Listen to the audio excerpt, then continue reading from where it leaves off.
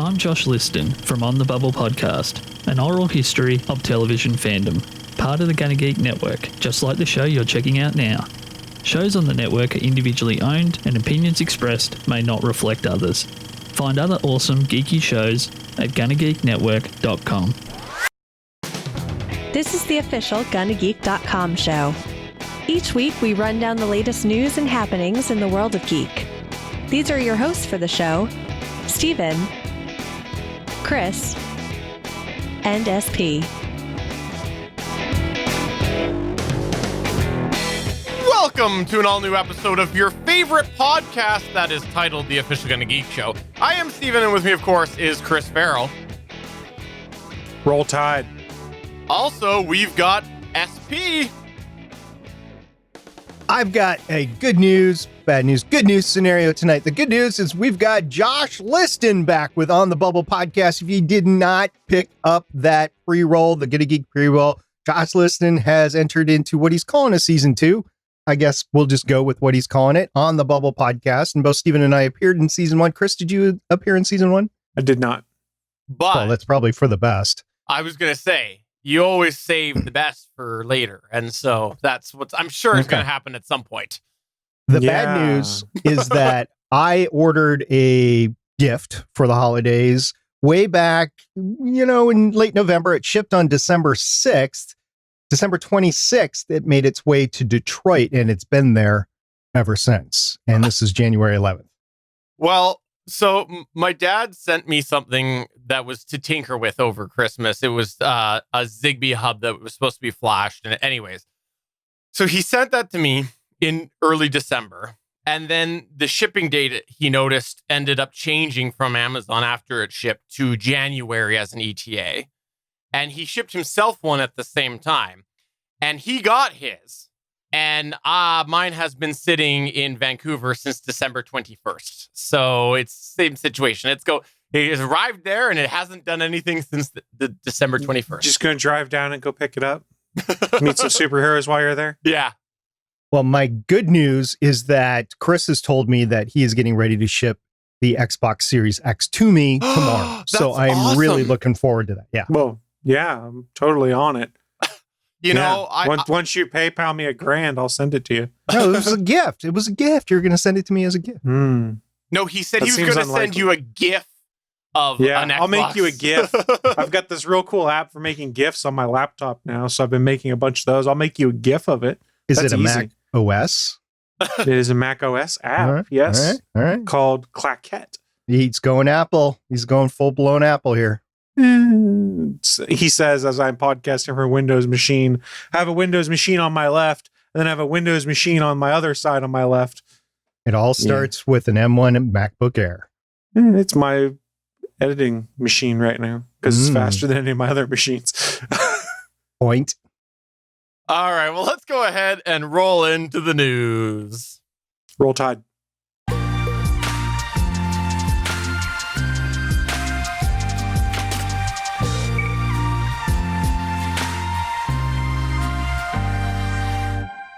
Okay, so fun fact. You know this. I've known SP for a while, right, Chris? It's been a while since I've known him, and you've known him correct almost the same amount of time as well, if not longer.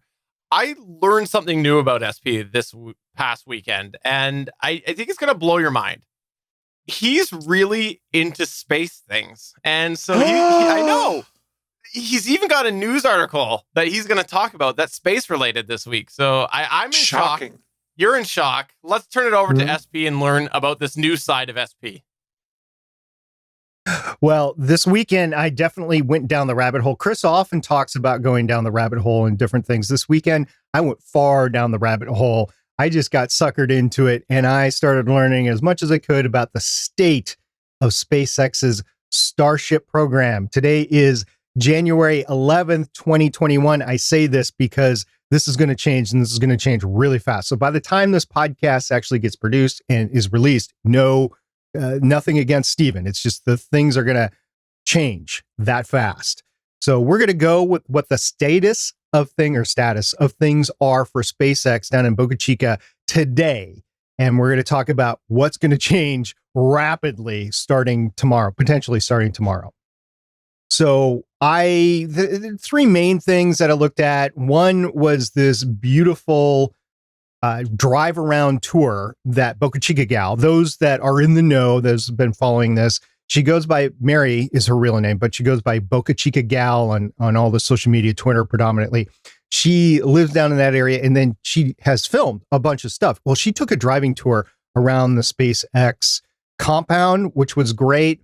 There was a lot of articles out there about the status of the different Starship prototypes, as well as there is FAA NOTAMs, or notice to airmen, about potential tests, and just a bunch of stuff happening. So let's go down the rabbit hole with me.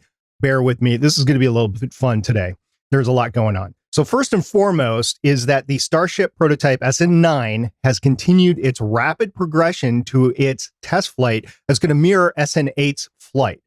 So on January 6, 2021, last week, SN9's 3 engines were fired for about 1 second. I mean, if you take a look at the video, it's about 1.5, maybe 2 seconds, but it was really brief. It was just a and then they went off. So they tested things. Things are working great there. And then yesterday, as I was saying, Boca Chica gal Mary drove around the complex down at Boca Chica. And I'm just saying Boca Chica because I like saying Boca Chica. I think we need to get a counter for Boca Chicas one day. Just be ding, ding, ding. It could be your Gonna Geek drinking game, but I would caution you that you might get alcohol poisoning here. I play with apple juice. Well, whatever floats your boat, right? You don't have to have alcohol. Anyway, the current status of SN9, which was out there on its launch pad, basically, SN10, SN11, SN15, as well as the orbital launch pad construction, the repaired Starship landing pad that SN8 had its rapid on-plan disassembly, or RUD, landing into it. That was all shown. It was really neat. I know. Did either of you two guys, because I posted this in several places, did either of you two guys get a chance to look at that tour? No, I haven't yet. Now, it does take 20 minutes. It's a driving tour around the perimeter, so it takes a while, but it's in 4K. It's pretty stable. It's basically, she's driving and it looks like she's holding her phone or camera or whatever out the window as she's driving around, and then people are going around her. Luckily, nobody hits her or anything, but you get to see, and I don't know how much longer you're going to be able to do this because there's privacy fence that's starting to go up around part of the compound, but there is a lot to the compound. Like I said, orbital launch pad. For those of you that don't know where Boca Chica is, if you have a map of Texas, and on the very south pointy end of Texas, where it's on the Gulf side there, it's as south as you can get in Texas. That is where Boca Chica is. And from a launch standpoint in Texas, that's the best place that you can be. First of all, you're going to launch to the east, so you're going to go over the Gulf. You're going to be as far south as you can get, which is an advantage when you're launching, because you want to be as close to the equator as possible to take advantage of every single ounce of delta V that the Earth is giving you.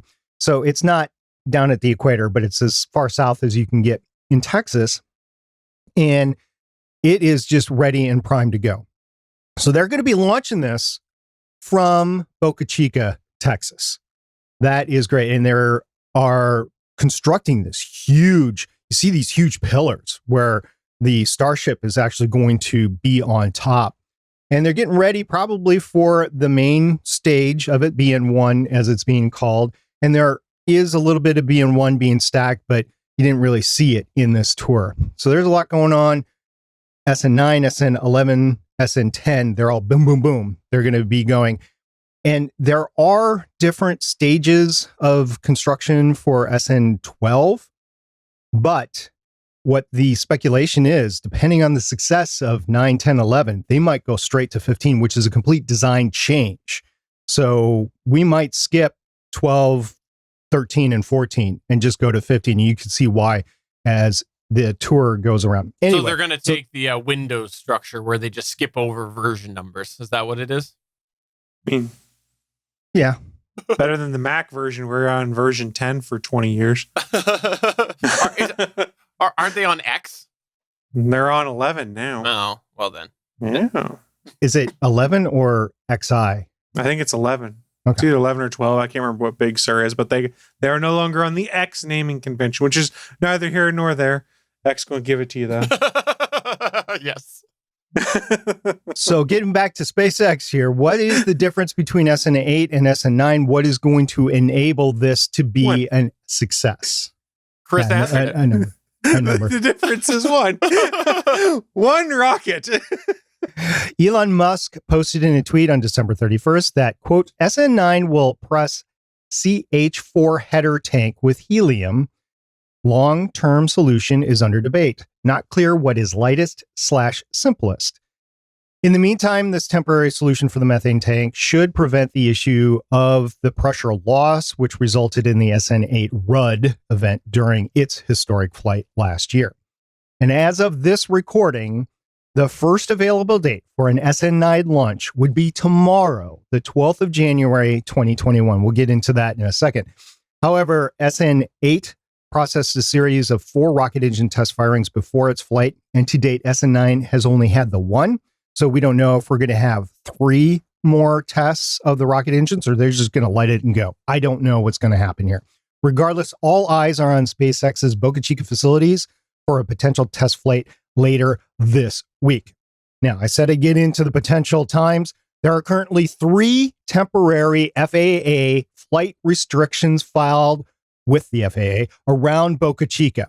The first is on Tuesday, the 12th of January, 2021. The reason for the NOTAM, or the Notice to Airmen, is, quote, to provide a safe environment for rocket launch and recovery pursuant to 14 CFR Section 91, unquote.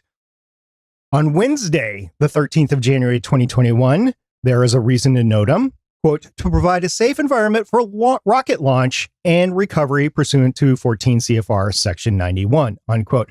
And on Thursday, the 14th of January, 2021, there is a reason for NOTAM, quote, to provide a safe environment for rocket launch and recovery pursuant to 14 CFR Section 91, unquote. Guys, I think there's something that's going to be going on. Now, they could cancel this depending on how they're going, but they have to file these NOTAMs in advance. So right now they have 3 potential launch windows. There's actually times in those windows. There's 3 potential launch windows starting tomorrow, going to Wednesday, and going to Thursday. And here's the bottom line.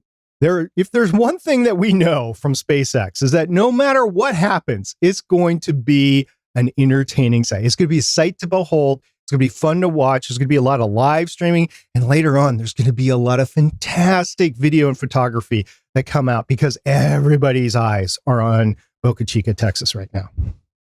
Suncast is going to be watching with bated breath because this is how he gets his next supply shipment, I heard.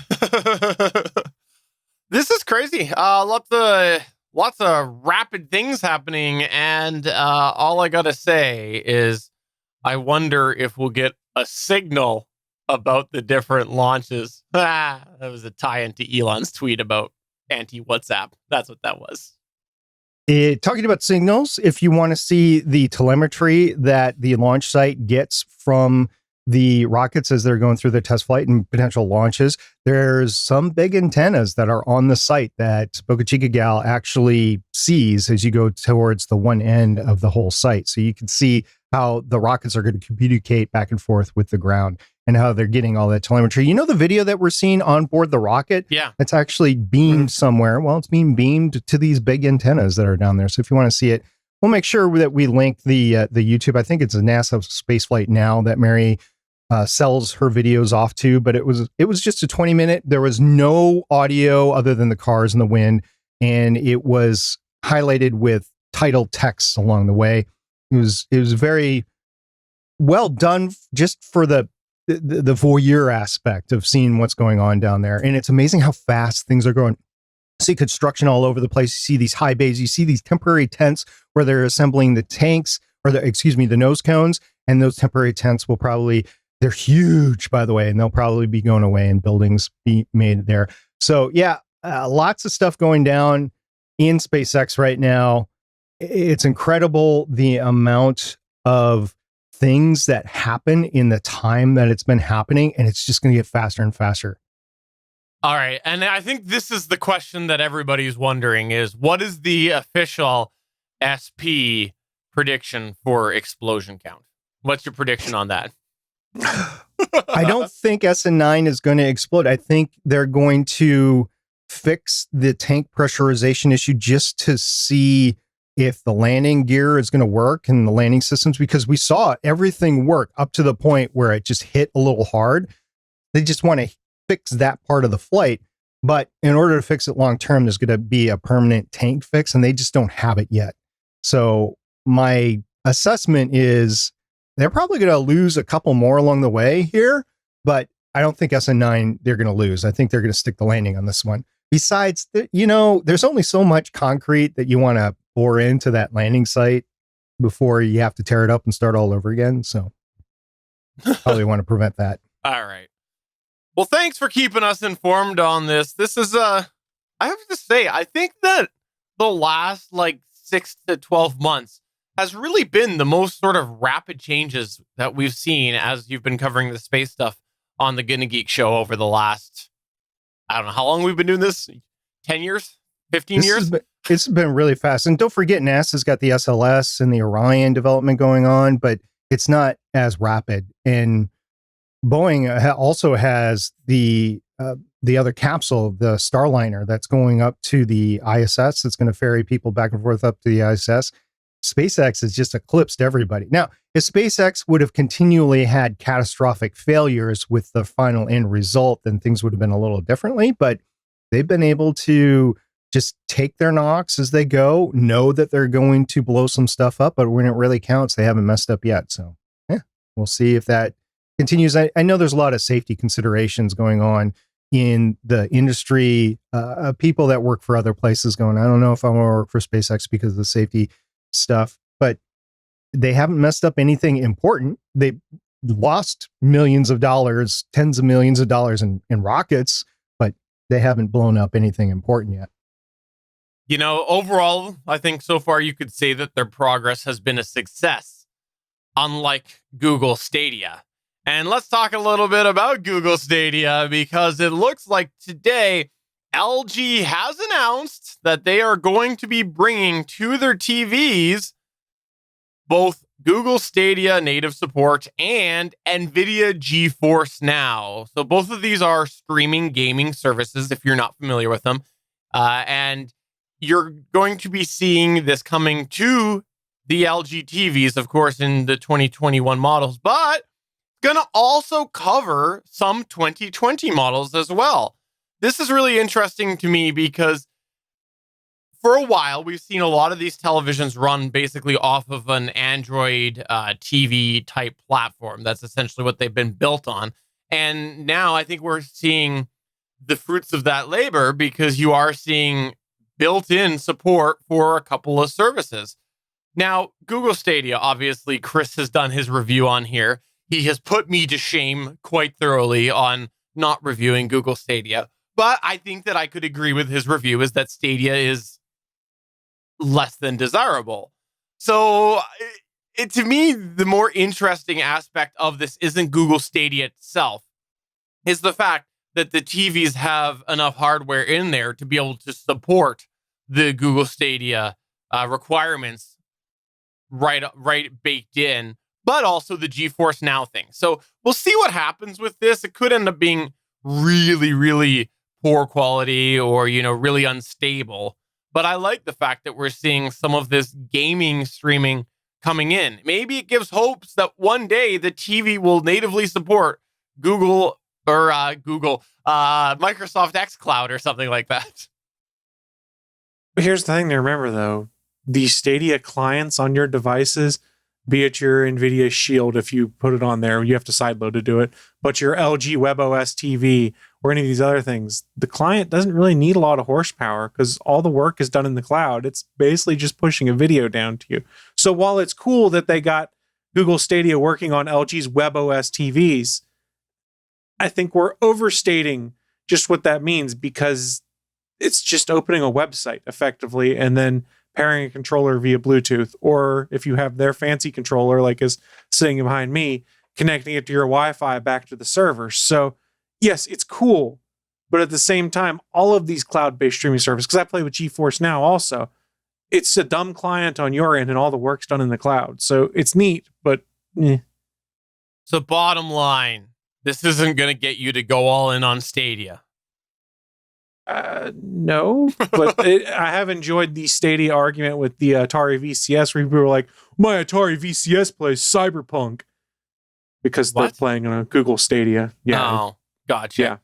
Yeah. Oh, okay. Actually, speaking of Google Stadia, we should first go and say, hey, if you're thinking about commenting on our YouTube video that this angle has been played about Google Stadia, don't do it. We'll just troll you back. The angle is when we pretend like we don't know what it is. Oh. I purposely didn't go, what's Google Stadia this time? But I mean, maybe next time. It depends on how froggy I'm feeling. Got a question for you, Chris. All right. Can you play your Google Stadia on your MacBook Air M1? Yeah. Just go to stadia.google.com on any PC any computer platform, or PC is the term I want to use, but that's not necessarily right because macOS is different. But if you have a personal computing device of some kind, you can go to stadia.google.com in the browser. I think it doesn't work with iPad currently, but it will work with macOS, Chrome OS, Windows, Linux, all through that URL. I mean, so in that regard, it's pretty cool. And they've got the dedicated app for Android phones and things like that. It definitely needed more time to bake. And that's effectively probably what they're doing with this app on the LG TVs, is basically opening stadia.google.com and putting some custom stuff in there to make sure that your controller or your TV remote works properly to be able to select games and stuff like that. So I don't want it to seem like I'm poo-pooing the effort, but at the same time, I don't think it's as difficult as a lot of people are thinking, because it's not like you're putting the guts of an Xbox or something in an LG TV. You're running an app that connects to a web server. So if you put your Stadia in the oven and bake it 3.5 hours at 350 degrees, then it will be ready to go. I mean, it's possible. Do not. If you want me to go for the troll answer, it couldn't get much worse, but I don't think that's fair to say. That's me going for the troll answer. That's not fair. Google Stadia, I think, has matured a lot in the last year. I think there is the beginnings of something that could be impressive there. It was arguably the second most stable way to play Cyberpunk 2077 because they had an optimized version for Stadia, and people reported they weren't having issues running it on Stadia on whatever devices they were using locally, be it a Chromebook, laptop, Chromecast, things like that. So I think it's promising. The question is, though, in the day and age we're in, everyone is rolling out a cloud-based gaming service. Amazon's in it, Microsoft's in it, Sony's in it. Nintendo will probably get into it at some point in time. What's the differentiator for someone to be like, oh my God, I have to go with Google? Because, and here maybe I am taking a shot a little bit, we've seen Google abandon things when it doesn't look like they're going to work very well, or it just has lasted long enough they don't want to maintain it anymore, i.e. Google Reader.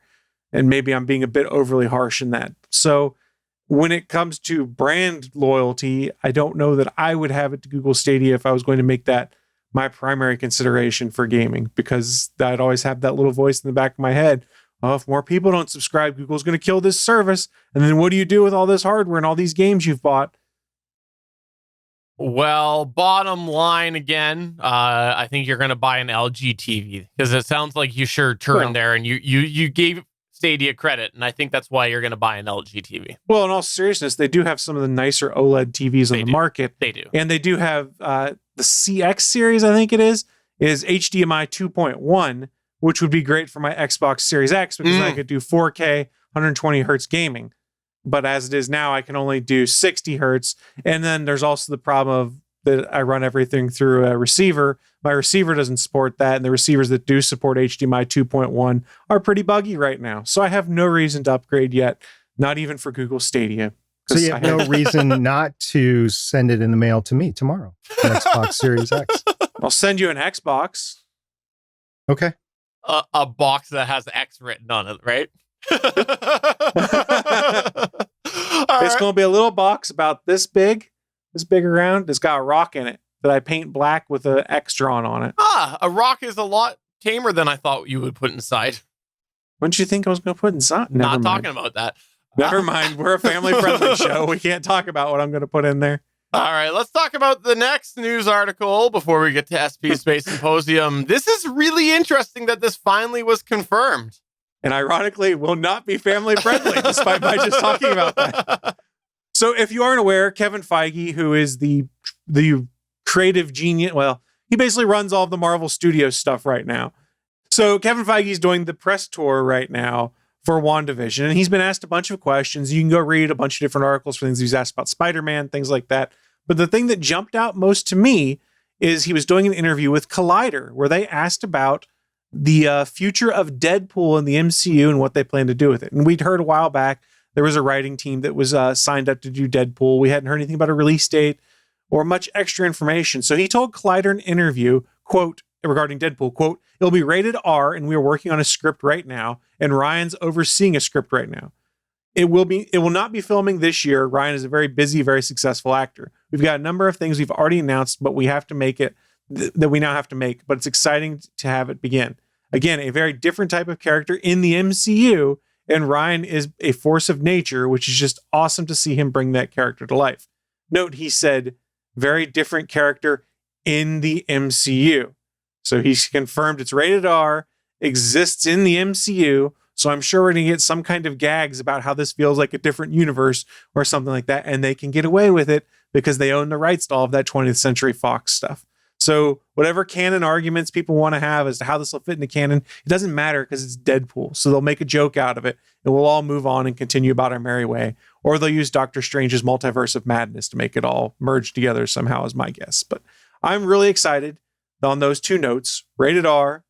It's going to be in the MCU. And then we've heard before that Wendy Molyneux and Lizzie Molyneux-Loughlin of Bob's Burgers are overseeing it with Ryan Reynolds helping assist on the script and things like that. So it sounds like they've got a really good team put in place, and they're trying to recapture the magic that this 2-movie series so far had at 20th Century Fox. I wonder if Josh Brolin will be playing Thanos or the other character that he's played in Deadpool.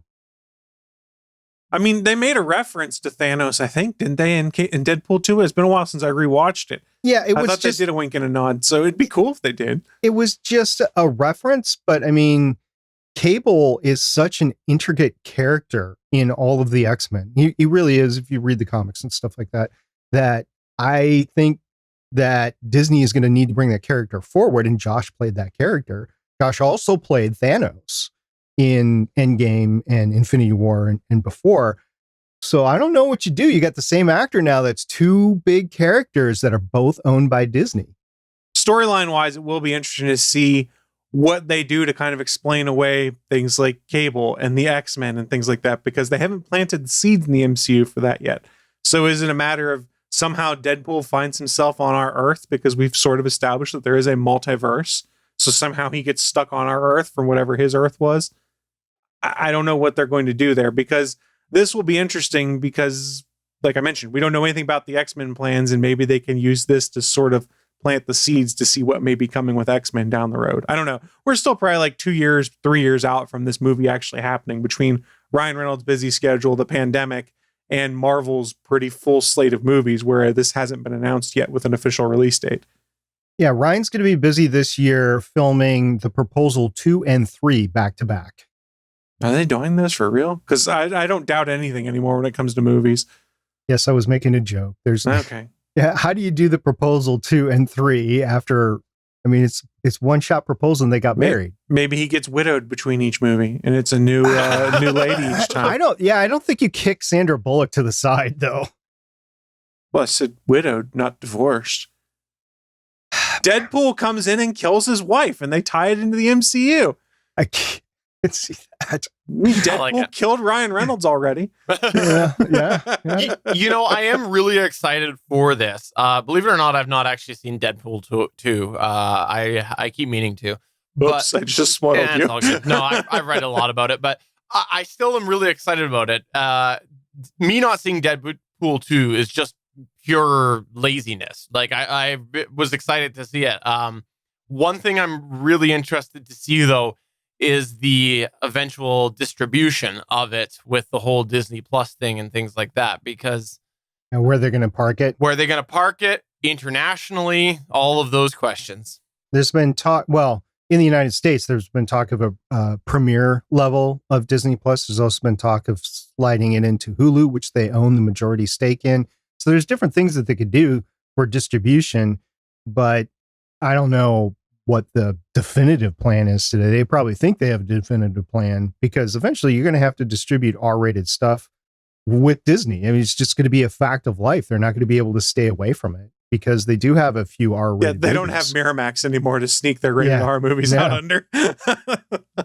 And the reason I'm interested about this is because it's part of the MCU.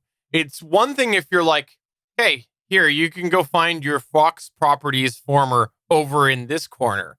You find your MCU stuff on Disney Plus, but now you're like, well, you can find most of your Disney Plus stuff or most of your MCU stuff on Disney Plus, but you got to go over here for the other, right? So I don't know. It's just interesting if all of a sudden the MCU ends up fractured. They've been successful so far with the Spider-Man franchise, which is still owned by Sony. And they've been successful into bridging those. I will say they've been successful. Who knows of the future? But so far, they've been pretty successful with Tom Holland. And Tom Holland himself bridged the gap and basically told Sony that, no, and it worked. So thank you very much, Tom. Mm-hmm. But I don't know how long you can keep all those threads going. Remember, the Netflix Defenders series was technically part of the MCU, except for it was never really shown back and forth. And that was fractured just by the fact of Disney bought all the rights up and Netflix canceled everything. I mean, there's talk of Charlie Cox, who played Deadpool, who played Daredevil, coming into the Spider-Man movies, which is Sony. I mean, it's such a roundabout way. It's about to get even more confusing as there's rumors that they're talking about trying to bring Kristen Ritter onto the She-Hulk series, presumably as Jessica Jones. Well, that makes sense. It's going to get interesting. Yeah. No, it's just going to get interesting as they figure out what threads they want to pull from those Netflix shows and carry forward. My assumption is those characters will all exist in some way, shape, or form, and they'll kind of just reference vaguely something that may have happened there, and that'll be the extent of it, much like it was before. But for our listeners that might not know, Jessica Jones and She-Hulk are basically friends in the comics and stuff. So it makes sense to bring them together in the show. And the other thing, though, I think is it's one thing if you're dealing with a back catalog that's fractured because of rights back then. Because remember, Disney Plus didn't exist then. But now you've got your own property that you're creating, your own film under the universe. And you want to fracture the distribution. That's sort of the element to me, because you're never, unless they buy up all of the rights to all of the stuff that's ever been done, you're never going to have that in a nice little package. So I think this is enough years down the pipe that we're overanalyzing what's going to happen at this point in time. Because let's say charitably we're 3 years out from this movie actually premiering. Then you've got at least another 6 to 9 months before it would hit the streaming service. So we're talking almost 4 years before this problem happens. And the landscape is probably going to change. Be it Disney buys out Hulu, Disney takes all of their stuff out of Hulu and decides, okay, we're going to have two different types of Disney Plus, one that is locked down to all the kid-friendly stuff and one that has all of our content. A lot of things could change between now and then. So while I agree with you, if they are following this current model, let's say 4 years from now when they're ready to put this on streaming, I think they'd have a problem. My guess is it's going to evolve, especially as Disney Plus continues to be such a moneymaker for them. That's fair. That is a while away. The fun part for me is 2013 SP wouldn't have a clue at how mind-bending this conversation is in 2021. Right. And after that many years of podcasting on Legends of S.H.I.E.L.D., I actually can partake in discussions like this that make sense because I've been podcasting about it for 8 years. Well, I look forward to finding out what cameos you both end up with in Deadpool 3, because I heard that you were going to make that happen somehow. Yeah, Kevin Feige loves me. It's behind a mask, and we both end up dead. I staple a Hugh Jackman mask over top of my face under the mask to copy Deadpool. All right, well, let's go ahead and move on to SP's Space Symposium.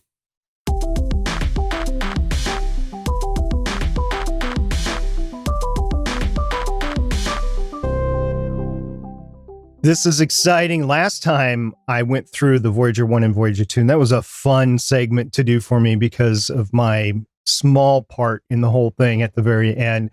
This week is kind of exciting too. I don't know if you guys had the whole Mark Twain Halley's Comet thing when you were growing up, because I'm older than you guys are, but did you guys have that sort of shadow over everything when you were growing up between Halley's Comet and Mark Twain? Did you guys? No. Okay, so I am way older than you guys. So when I was growing up, because Halley's Comet whipped back around, I believe it's every 76 years, it whipped back around, it was 86 years. Anyway, it whipped back around in 1985, 86. And we had a chance to go see it. Now, we, the United States, did not go and see it right away.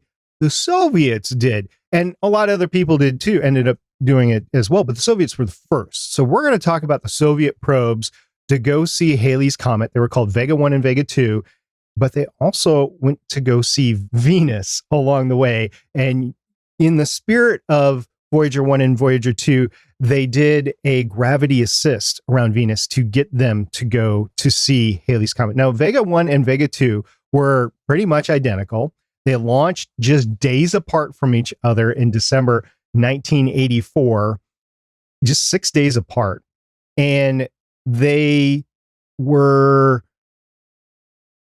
had landers.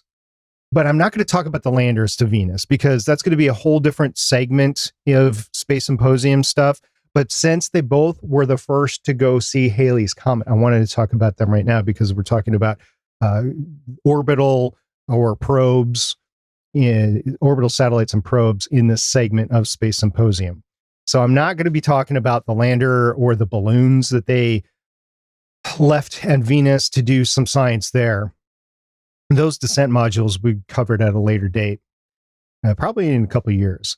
So Vega 1 and Vega 2, they both weighed about 4,920 pounds apiece, or if you're, Stephen, it's 10,850 kilograms, which, if you're counting at home, is a very, very, very light Tesla Cybertruck. And I say that because it's about 80 pounds lighter than a Cybertruck. So you just take, I don't know, whatever's 80 pounds on board that thing and you take it out and then you get a Cybertruck.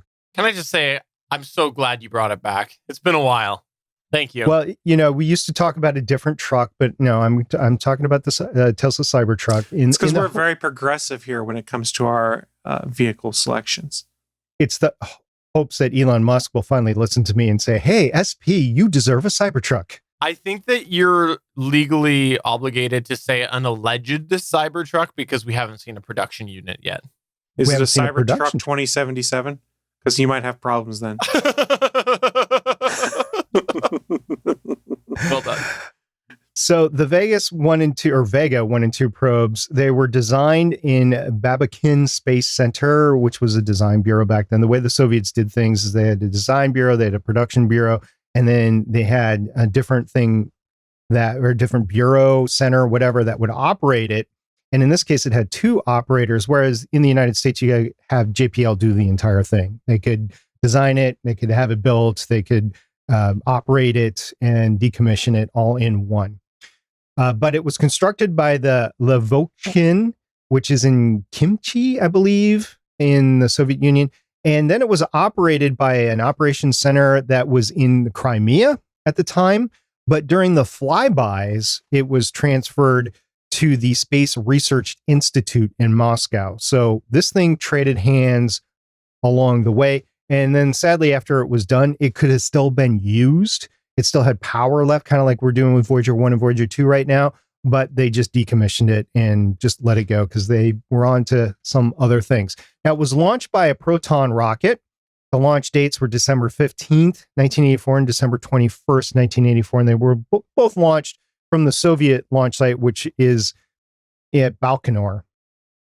It had both of these probes since they were identical. And remember, we talked about the process of if you have one shot to do things in the early days of space exploration, we often sent two identical probes, because you didn't know if something was going to go wrong with manufacturing or the launch along the way, or something might happen in flight. So if you had one shot to do things, you did two probes, which is one of the reasons why we had Voyager 1 and Voyager 2. We talked about all the other probes that were in the past as well. Well, they did the same thing here, and there was just a list of detectors, spectrometers, analyzers that they had on board that were specifically designed to actually see the comet. And they actually had a television camera as well to try to take television pictures There is a famous event that happened there.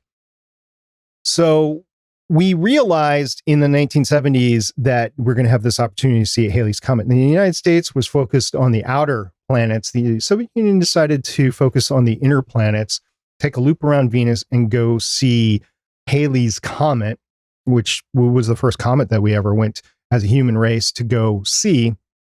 And it was a pretty standard fare for Soviets. Now, there's not a ton of information out there. I searched for a while. I searched for a couple of weeks, actually, to try to find as much information as I could about these two missions. And just because the secretive nature of the Soviet Union, especially in the 1980s, which was one of the heights of the Cold War, it just wasn't a lot, not a ton of information out there. Now, the spacecraft looked like a typical Soviet style spacecraft where you got a big bulb on the front, you got a rocket body underneath, or not a rocket body, but like a satellite bus underneath, and you got two huge panels that are out to the side. It also had a shield on it because it was going to get close to the comet. So it didn't want to get hit by anything that was because that's what comets do. They vent stuff into space, and they just didn't want to lose the probes to that venting. So it had shields on board to protect the sensitive instruments from getting a direct hit, at least. So they launched, and then in June of 1985, June 11th and 15th is when both of them had the closest approach to Venus, and they dropped the descent modules, which we'll talk about at a later date. But June 15th or June 11th was just a few weeks before Back to the Future in 1985 was in theaters, because that was July 3rd, 1985. So these probes... Great Scott! Yeah, basically, just a couple of weeks. They hit Venus before that. Oh, by the way, Goonies premiered right before they got to Venus on June 7th, 1985. You guys like Goonies? I've never seen it. We were talking about Josh Brolin. Yeah, I've never seen it either, I have to say. Oh, you need to see a little Josh Brolin in that. If you like Thanos, you're going to like little Josh Brolin in Goonies. So you fast forward another year into 1986, and March 6th and 8th is when the probes had their closest encounter with Halley's Comet. Now, to put that in movie terms of timeline, Highlander premiered on March 7th, 1986. There can be only one. Sean Connery. You guys seen Highlander? I remember I've seen the TV show more than I think I've seen of the movie series. Again, I'm old. All right. Thanks for making me feel that way. I mean, it was 1986 SP. I was 2. I can't really go see Highlander. I keep forgetting you're that much younger than me. You actually put a shock to my system when you said you were 2 in 1986. I'm like, I'm in college, man. All right. I didn't go to the movies that I remember until 1989, and that was to go see Batman. And my mom wasn't happy about that, from what I recall. All right. So I see these movie analogies fail, but they're going to get better because I like them. They're good. Yeah. The movie analogies are going to get better as we go along with the probes, because the dates will get more into the line of when you actually remember going to the theater, or maybe possibly did go to the theater, or maybe you scammed some things off of HBO on a free weekend. I don't know. Cinemax. Thank you. Cinemax. Cinemax or Skinemax, right? Well, I'll plead the fifth right now. Yeah. Okay. So what we're talking about here, in March of 1986, Vega 1 approached Halley's Comet, and it turned on its camera. And for the first time in the history of mankind, the nucleus of a comet, in this particular case, Halley's Comet, unveiled itself to the human eye. So it was our first really close look at a comet, was Vega 1 and Vega 2. Now, this was a truly international thing, which is, I mean, with the Soviet Union, it was a big thing back then. Oh, yeah, we're working with everyone, sort of thing. And they really are, because you take a look at the collaborating institutions, it's a large paragraph of nonstop boom, boom, boom, boom, boom.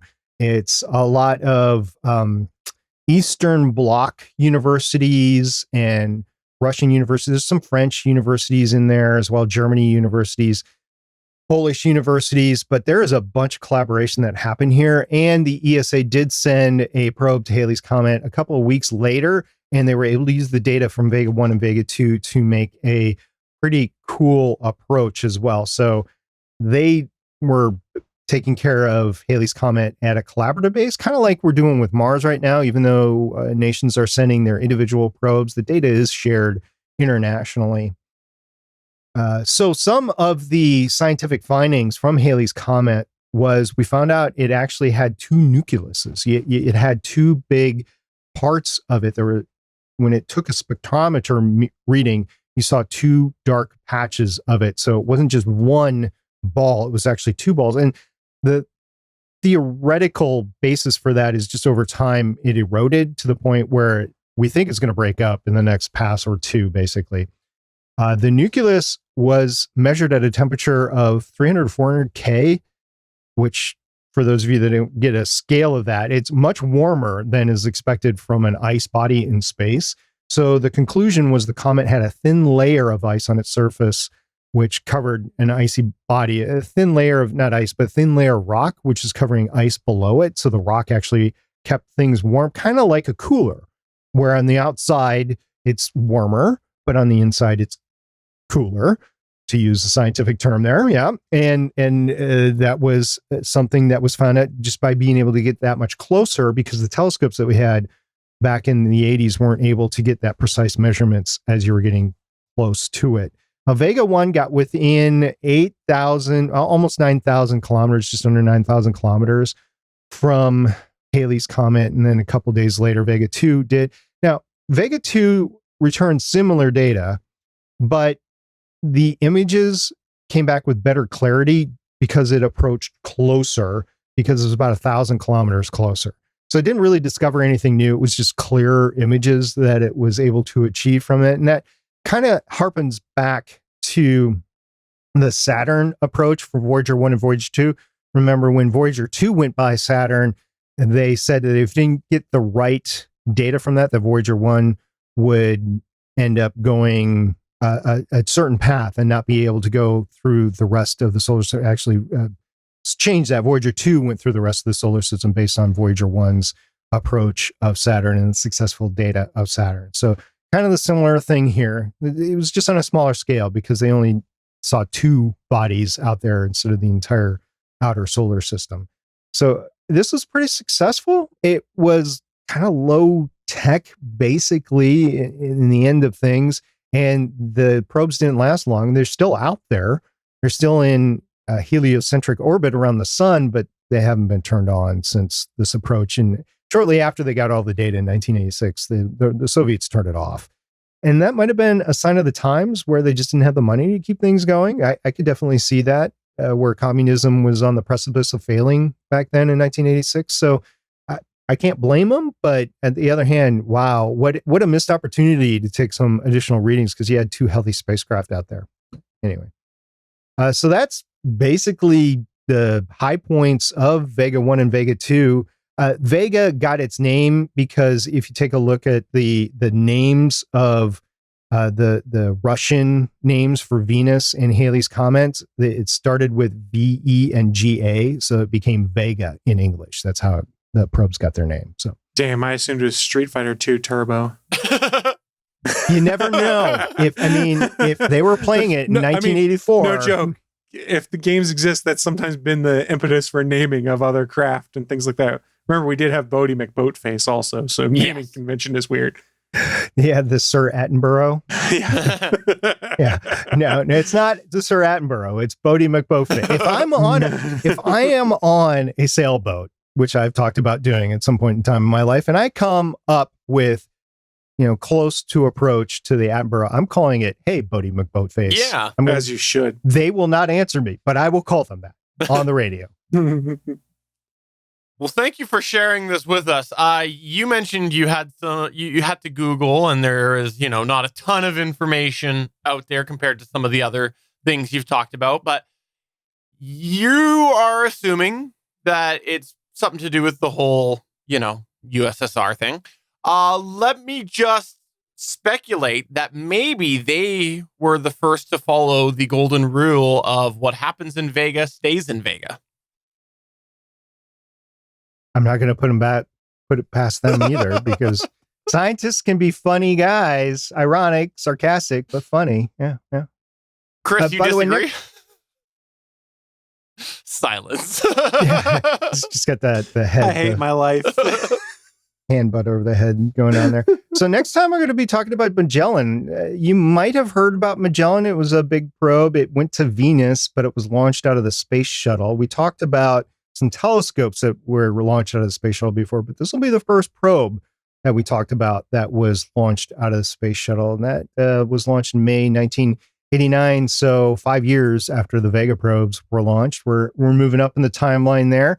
And the next one will be Galileo. The next one after that will be Ulysses. So we're marching down the path here, but I'm excited to talk about the next three in particular. And then we get to when we bomb Mars. So there's some exciting stuff coming up. Are you Magellan? I am not Magellan. No, I am Stargate.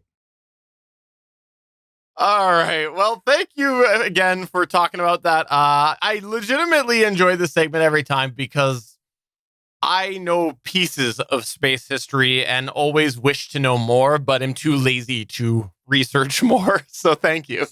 That's why I did this, because I knew this was a lack of your education in the Canadian education system. And I just wanted to give you that breadth of, science and education and technology background that we know that in igloos, you guys just worry about staying warm and catching fish. You're expecting me to argue with this, but I agree that when I went through the system, I believe that there was problems with the Canadian system. For example, I had to learn a lot of American history. So that's going to go ahead and wrap us up for this show here. Yeah, I said it.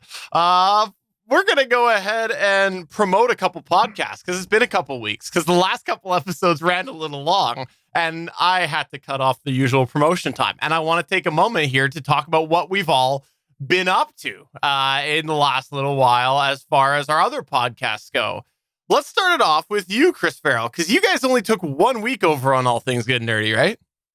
That's true. We did only take 1 week off, and it was the second or third, I guess it was. So we ran up until Christmas weekend, then took a week off because we didn't want to take 2 weeks off because that's no fun. I mean, really, it was just because we wanted a week off, I'll be honest.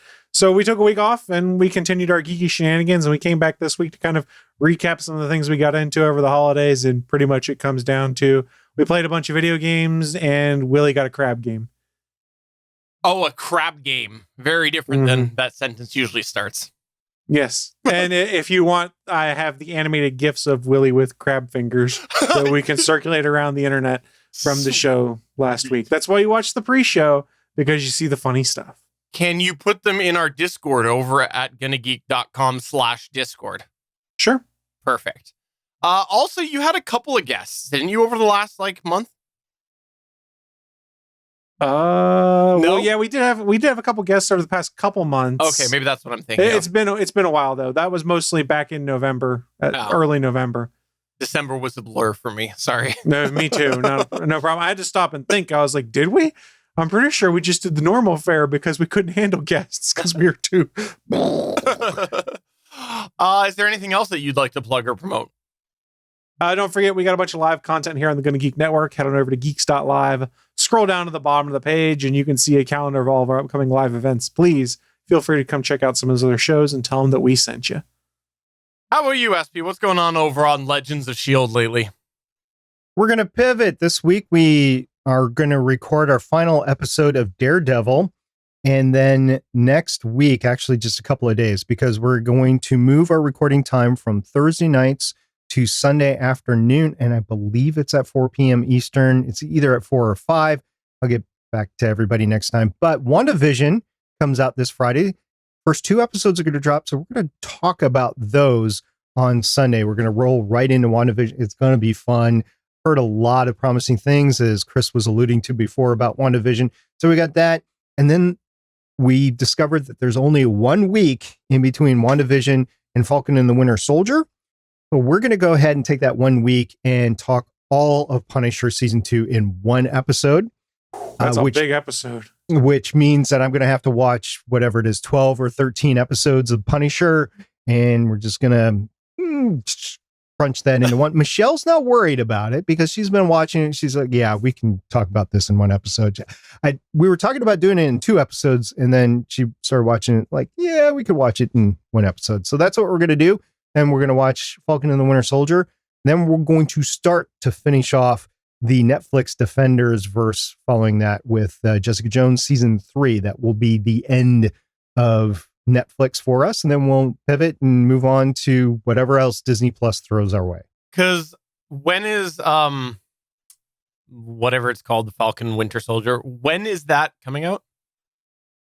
That is coming out March 15th, Okay. I believe. All right. So I thought it was a little later than that. So that's actually sooner than I thought. We did too. And then Michelle started doing a calendar and discovered that there was just 1 week between it, which I think is wise for Disney Plus, because now that they have been out for a while and all the freebies are going in, then like Chris, he's done that 3-year deal for 2 years pricing and stuff like that.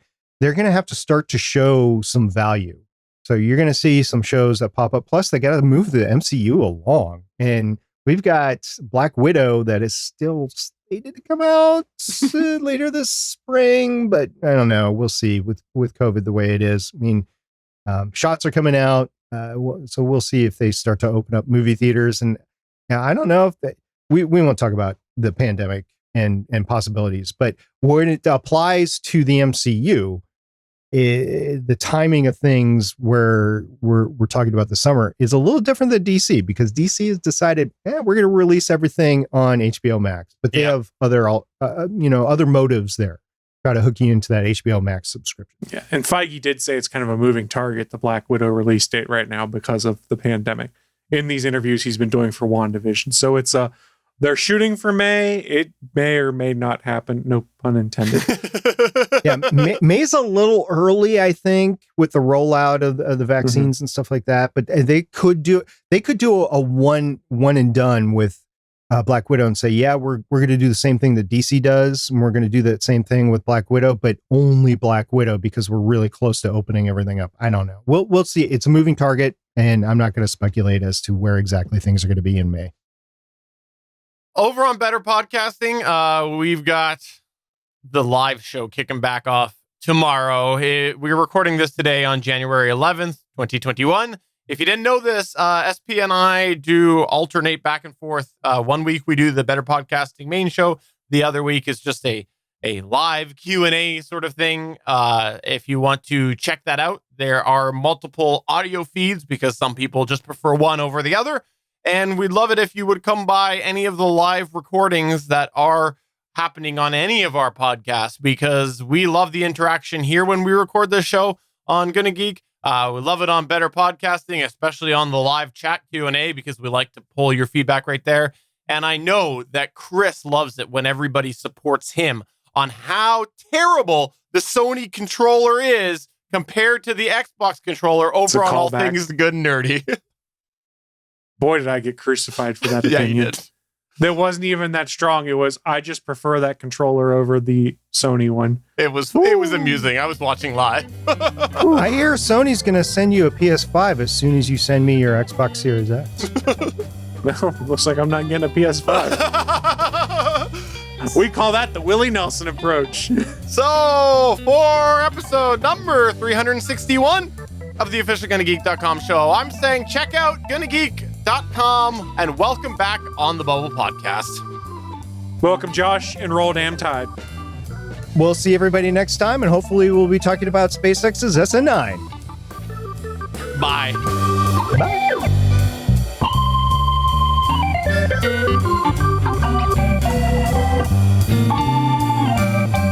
Thanks for checking out another episode of the official GonnaGeek.com show. If you like the show, please give us a 5-star review in Apple Podcasts or a thumbs up on YouTube. You can always join us for our live recording sessions, which stream Mondays at 8:45 p.m. Eastern at www.geeks.live. And remember, you can find our full back catalog at GonnaGeek.com/show. If you're itching for more geeky content, check out other shows on GonnaGeekNetwork.com. Voice work was by Emily Prokop of the Story Behind podcast. That's it for this episode. We hope to see you back again next week.